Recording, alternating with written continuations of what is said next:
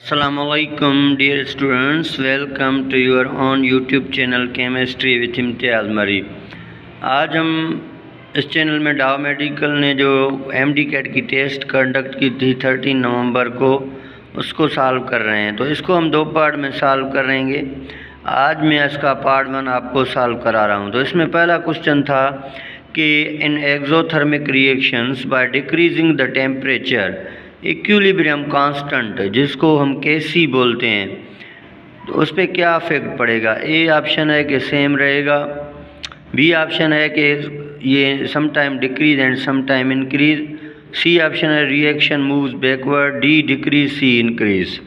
तो आपको पहली चीज़ मैं आपको बता दूं कि ली शैलियर प्रिंसिपल के मुताबिक हमारे पास कुछ फैक्टर्स होते हैं जिनसे हम जो है केमिकल इक्विलिब्रियम को चेंज कर सकते हैं, लेकिन आपको याद करना है कि ओनली वन फैक्टर वो चेंज द Kc या इक्विलिब्रियम कांस्टेंट।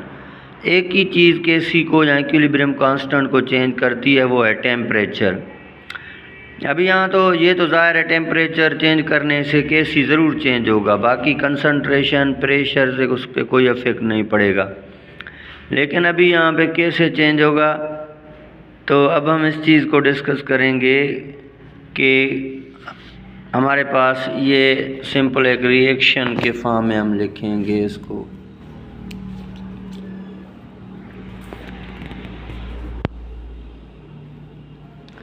अभी फॉर एग्जांपल आपके पास एक रिएक्शन है N2 + 3H2 to form 2NH3 and this reaction is a exothermic.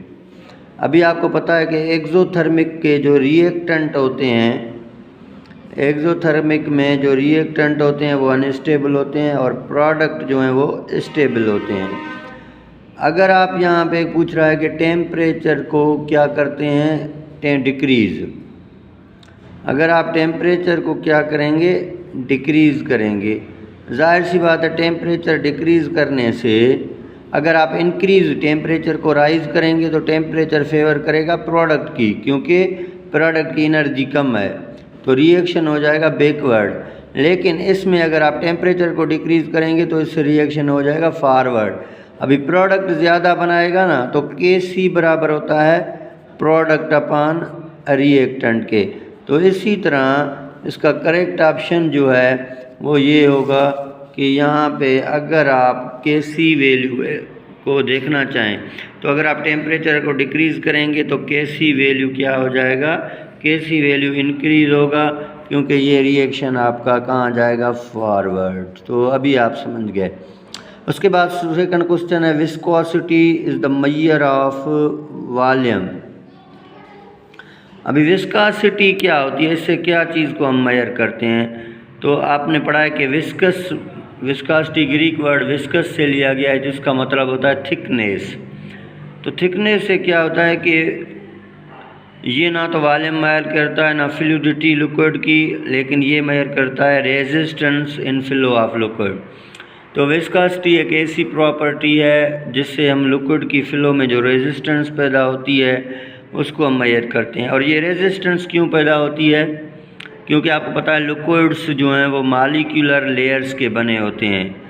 तो जाहिर सी बात है जब एक लेयर दूसरी लेयर पे स्लाइड करता है तो वहाँ फ्रिक्शन फोर्स पैदा होता है। तो इस फ्रिक्शन फोर्स पैदा होने की वजह से इनकी फ्लो में रेजिस्टेंस होती है और इस रेजिस्टेंस की मेजर को विस्कोसिटी बोलते हैं बेटा। उसके बाद है हमारे पास acetone gives. Acetone is also called ketone, और ketone is a carbonyl compound. तो एसीटोन के a Fehling solution test positive, silver mirror test positive. यहाँ मैं आपको एक चीज़ क्लियर करता जाऊँ कि फेलिंग सॉल्यूशन टेस्ट और सिल्वर मिरर टेस्ट ये दोनों टेस्ट यूज़ होते हैं to identify that our unknown compound is aldehyde और कीटोन, कि हमारा जो अननोन कंपाउंड है वो अल्डिहाइड है या कीटोन है। तो जो अल्डिहाइड होते हैं ये फेलिंग सॉल्यूशन टेस्ट पॉजिटिव देते हैं और कीटोन नेगेटिव देते हैं, और सिल्वर मिरर टेस्ट भी एल्डिहाइड पॉजिटिव देते हैं और कीटोन नेगेटिव देते हैं। तो इसका मतलब है कि this test does not give positive, ये निगेटिव देगा। उसके बाद ल्यूकस टेस्ट है। ल्यूकस टेस्ट हम यूज़ करते हैं for the identification of primary secondary tertiary alcohol. तो यहाँ ल्यूकस टेस्ट का भी कोई रीज़न नहीं है, ये होता है आयोडोफार्म। तो कीटोन की आइडेंटिफिकेशन आप आयोडोफार्म टेस्ट के थ्रू करते हैं, और ये iodoform test is used identification of ketones. तो इसी वजह से इसका करेक्ट ऑप्शन हो गया डी। तो यहाँ पे जो डी ऑप्शन है वो करेक्ट है कि ये देगा। बाकी फेलिंग सॉल्यूशन टेस्ट या सिल्वर मिरर टेस्ट ये कीटोन नहीं देंगे, क्योंकि फेलिंग सॉल्यूशन टेस्ट में या सिल्वर टेस्ट में ये फेलिंग सॉल्यूशन जो है, फेलिंग रिएजेंट या सिल्वर मिरर रिएजेंट ये रेड्यूस करते हैं या किसी भी कंपाउंड को। तो हमारे पास जैसे देखें कीटोन है ना CH3 C double bond OCH3, ये कीटोन है। अल्डिहाइड कैसे होते हैं CH3 C double bond OH। तो अल्डिहाइड के पास ऑक्सीडाइजेबल हाइड्रोजन है, इसी वजह से it is easily oxidise by Fehling solution और सिल्वर मिरर। लेकिन इनके कीटोन के पास कोई भी ऑक्सीडाइजेबल हाइड्रोजन नहीं है, तो ये ऑक्सीडाइज नहीं होता, इसी वजह से ये इस टेस्ट को नेगेटिव देता है, ये टेस्ट पॉजिटिव देता है। तो हम कहेंगे अगर रेड कलर की कॉपर ऑक्साइड की प्रेसिपिटेट पैदा होंगी तो इसका मतलब एल्डिहाइड है, अगर चेंज नहीं आएगा तो कीटोन है, क्योंकि ketone does not react with Fehling solution और सिल्वर मिरर सॉल्यूशन। और इसी तरह अगर सिल्वर बना तो एल्डिहाइड है, नहीं बना तो हमारे पास क्या होगा, कीटोन है।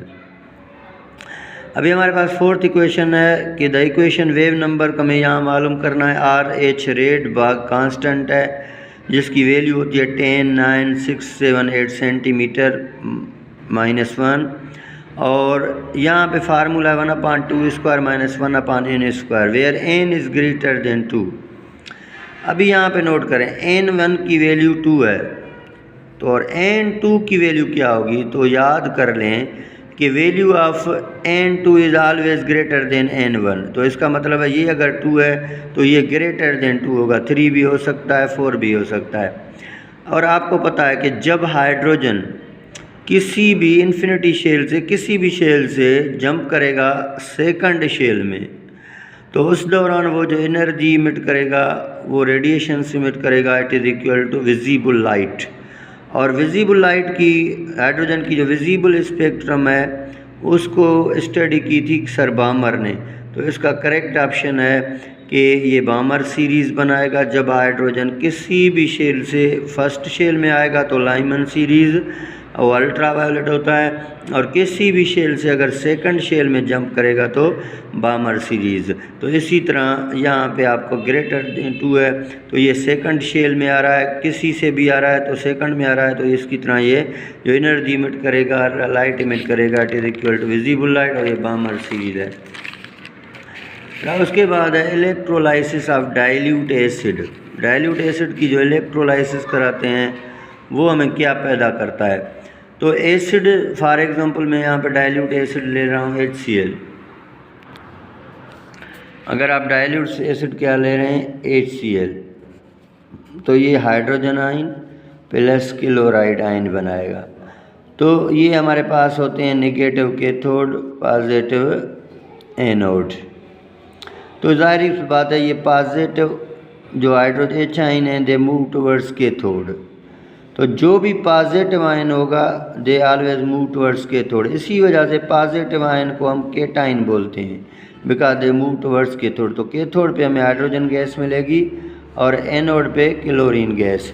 तो हमारे पास ये ऑप्शन है कि क्लोरीनेट कैथोड। क्लोरीन आपको हाइड्रोजन एनोड पे, या हाइड्रोजन आपको एनोड पे मिलेगा और क्लोरीन आपको कैथोड पे। तो जैसे मैंने अभी आपको बताया कि ये जो H आयन्स हैं ये मूव करेंगे कैथोड पे, तो हाइड्रोजन हमें कहाँ मिलेगी, कैथोड के ऊपर, और इसी तरह क्लोरीन हमें क्या कहाँ मिलेगी, एनोड के ऊपर। तो क्लोरीन हमारे पास जो है क्लोरीन, यहाँ आपको बताता हूँ कि chlorine obtained at anode, hydrogen obtained at cathode. तो यही ऑप्शन आपका करेक्ट होगा। उसके बाद है ओस्टवाल्ड प्रोसेस अभी सर ओस्टवाल्ड ने एक प्रोसेस दिया था for the preparation of nitric acid. तो इसमें हम नाइट्रिक एसिड जो बनाते हैं बाय ऑक्सीडेशन ऑफ अमोनिया। तो अमोनिया की जब हम ऑक्सीडेशन कराएंगे तो नाइट्रोजन मोनोऑक्साइड बनेगा, फर्दर डाइऑक्साइड में कन्वर्ट हो जाएगा। बेटा उसके बाद है dipole moment of carbon dioxide zero. Carbon dioxide की डायपोल मोमेंट ज़ीरो है। तो क्यों है ये? एंगुलर है, लीनियर है, पोलर है, क्या है? तो यहाँ पे आपको मैं बता दूँ पहली बात, तो dipole moment is a vector quantity. Dipole moment आपके पास क्या होती है? डायपोल मोमेंट एक वेक्टर क्वांटिटी होती है। अगर आप कार्बन डाइऑक्साइड की स्ट्रक्चर देखें तो कार्बन डबल बॉन्ड हो, कार्बन डबल बॉन्ड हो, partial negative, partial positive, partial positive negative. तो ये जो डायपोल मोमेंट है इसकी डायरेक्शन हमेशा होती है मोस्ट इलेक्ट्रोनेगेटिव के तरफ। तो इसको मैग्नीट्यूड भी है और डायरेक्शन भी है। इसकी वजह से हम बोलते हैं कि dipole moment is a vector quantity. ये एक वेक्टर क्वांटिटी है। अभी अगर आप देखें कि जब ये वेक्टर क्वांटिटी है तो जब ऑल डायरेक्शन में इक्वल फोर्सेस हों, इक्वल एंगल्स हों, तो रिजल्टेंट ऑफ वेक्टर क्या बनेगा? ज़ीरो। तो देखें यहाँ पे ये सिमेट्रिकल है, लीनियर इसकी स्ट्रक्चर है, इक्वल फोर्सेस हैं, इक्वल लेंथ हैं, इक्वल एंगल्स हैं। तो यही रीज़न है कि इसकी डायपोल मोमेंट क्या होती है? ज़ीरो होती है, because it is a regular geometry और it is a linear geometry. तो इसका करेक्ट ऑप्शन जो है वो ये है कि कार्बन डाइऑक्साइड की लीनियर ज्योमेट्री है, इसी वजह से रेगुलर होने की वजह से इसकी डायपोल मोमेंट ज़ीरो होती है। यहाँ पे मैं आपको एक ट्रिक बता दूँ कि एक ऐसे मालिक्यूल जिनके पास अगर लोन पेयर की प्रेजेंस है, सेंट्रल मेटल एटम के पास अगर लोन पेयर है तो उसको डायपोल मोमेंट होगी, क्योंकि लोन पेयर की रिपल्शन ज़्यादा होती है तो वो क्या कर देती है? एंगल्स को डिस्टॉर्टेड कर देती है, इसी वजह से रेगुलर ज्योमेट्री नहीं रहेगी, तो उनको क्या होगी? Dipole moment. लेकिन ऐसे मालिक्यूल जिसमें लोन पेयर नहीं है, जैसे BH3, AlCl3, BCH4, तो इन मालिक्यूल्स को डायपोल मोमेंट नहीं होगी, because there is no distortion, no lone pair is presence. तो इसका करेक्ट ऑप्शन अभी क्लियर हो गया कि डायपोल मोमेंट के लिए अगर होता हुआ उन कंपाउंड के पास होगा जिनकी अनसिमेट्रिकल इरेगुलर ज्योमेट्री होगी, और वो तब होगी जब उनके पास लोन पेयर होगा। अगर नहीं है तो देवल सिमेट्रिकल ज्योमेट्री और उसका डायपोल मोमेंट ज़ीरो। अभी नायलॉन 6 क्या है? ये आपके पास एक कंडेंसेशन पॉलीमराइजेशन है। उसके बाद है ethene, CH2 double bond CH2 is hybridisation of carbon atom. अभी ईथीन में कार्बन की हाइब्रिडाइजेशन क्या है? तो बेटा यहाँ याद कर ले, मैंने एक लेक्चर में ये ट्रिक बताई थी कि ऑर्गेनिक कंपाउंड, जब भी हम ऑर्गेनिक कंपाउंड की हाइब्रिडाइजेशन की बात करते हैं तो ऑर्गेनिक कंपाउंड की जो हाइब्रिडाइजेशन होती है इसमें हम सिर्फ काउंट करते हैं। एक ट्रिक होता है, काउंट करते हैं किसको? सिग्मा बॉन्ड को। जितने सिग्मा बॉन्ड होंगे उतनी वही हाइब्रिडाइजेशन होगी। अगर ईथीन की बात कर रहा है तो देखें CH2 कार्बन, इस कार्बन के साथ 2 हाइड्रोजन, फिर ये डबल बॉन्ड, क्योंकि अल्कीन में डबल बॉन्डिंग होती है, और ये डबल बॉन्ड। अभी यहाँ से आपको हर कार्बन की हाइब्रिडाइजेशन, तो सिग्मा बॉन्ड काउंट करें, 1 sigma, 2 sigma, 3 sigma, 3 sigma bond है। आप ऐसे समझ लें, एक ये S के साथ है और 2 किसके साथ हैं? P के। तो इस कार्बन की हाइब्रिडाइजेशन sp2, तो इसकी भी क्या होगी? sp2, क्योंकि डबल बॉन्ड में एक सिग्मा है, एक पाई है, और पाई बॉन्ड को हम कंसीडर नहीं करते। Pi bond never considered in hybridisation. तो इसी वजह से इसका करेक्ट ऑप्शन आपके पास क्या होगा? sp2। अल्कीन में कार्बन की हाइब्रिडाइजेशन क्या होती है? sp2। अगर अल्काइन की बात करूं तो यहाँ होता है CH ट्रिपल बॉन्ड CH। अभी ये एक फर्स्ट मेंबर इथाइलिन है या इथाइन है, ethyne is the first member, या एसिटाइलिन है। तो इसमें देखें इस कार्बन की हाइब्रिड, 1 सिग्मा हाइड्रोजन के साथ, 1 सिग्मा यहाँ पे कार्बन के साथ, तो 2 सिग्मा sp, क्योंकि ट्रिपल बॉन्ड में 2 पाए होंगे। तो इसी तरह every triple bonded carbon in alkyne is sp hybridised. तो अभी आपने समझ लिया होगा कि इसका करेक्ट ऑप्शन क्या है, sp2 हाइब्रिडाइजेशन। अभी उसके बाद हमारे पास एक और क्वेश्चन है, the KMT of gases, kinetic molecular theory of gases explain. ये तो आपको बताता है, this is only show about the behaviour of gases, और ये फिजिकल बिहेवियर गैसेज की बताती है काइनेटिक मॉलिक्यूलर थ्योरी। उसके बाद है 1 chloropropane is heated with sodium metal, product is two two dimethyl butane, this reaction is, ये वर्ड्स रिएक्शन है, क्योंकि सोडियम मेटल यूज़ होता है, यहाँ सोडियम मेटल एक रिएजेंट है जो वर्ड्स रिएक्शन में यूज़ होता है। और आपको यहाँ पे कुछ चीज़ें बता देता हूँ कि ये जो वर्ड्स रिएक्शन है ये मेन रिएक्शन होता है अल्केन फार्मेशन के लिए, ये एक मेन रिएक्शन है किसके लिए, अल्केन।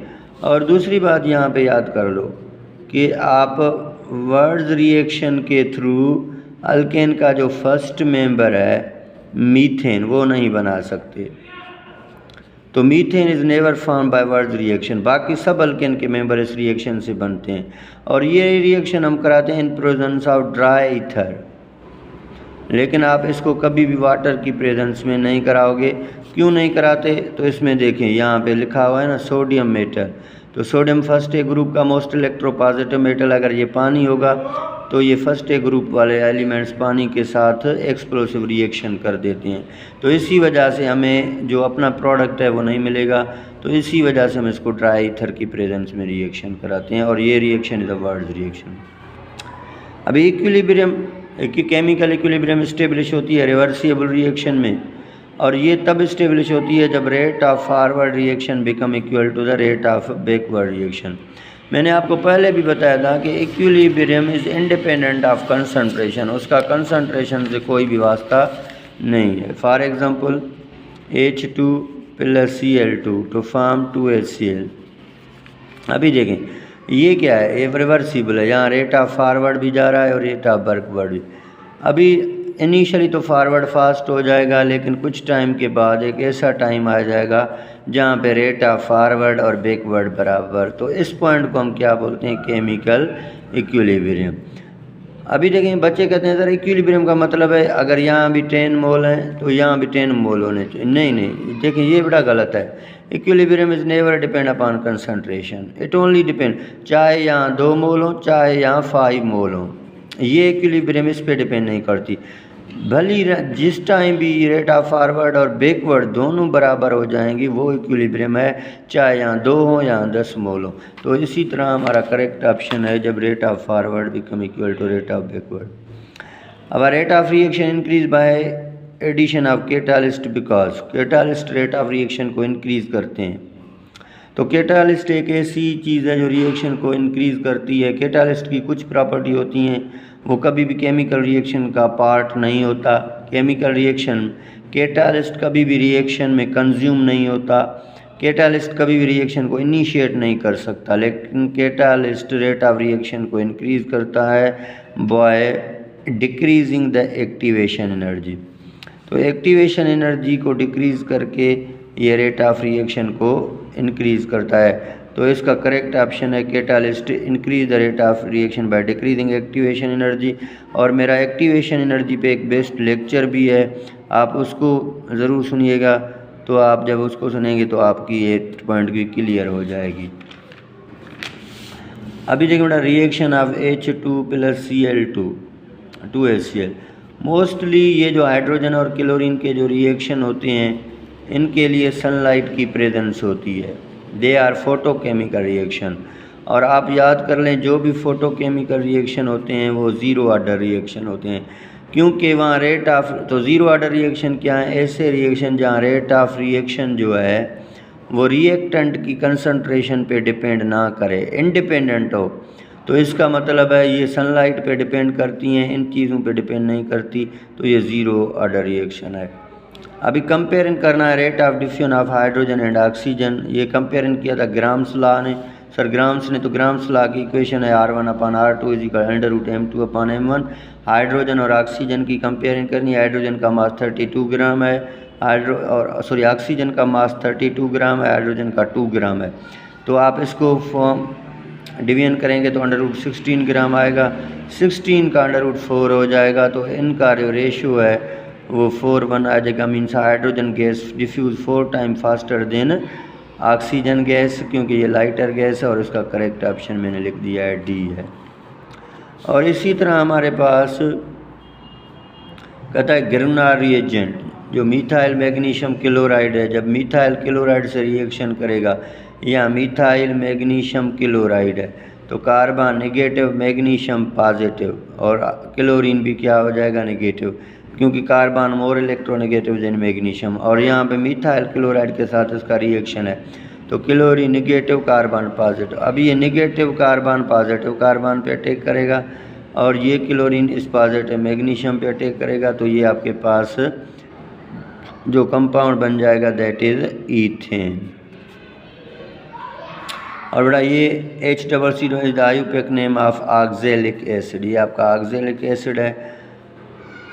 अभी ये देखा pulverised calcium copper titanate react faster, कहता है अगर ये पल्वराइज बोलते हैं पाउडर फॉर्म को, किसी भी चीज़ का पाउडर फॉर्म, जैसे फ्लोर होता है, आटे की तरह पाउडर होता है, ये पाउडर फॉर्म।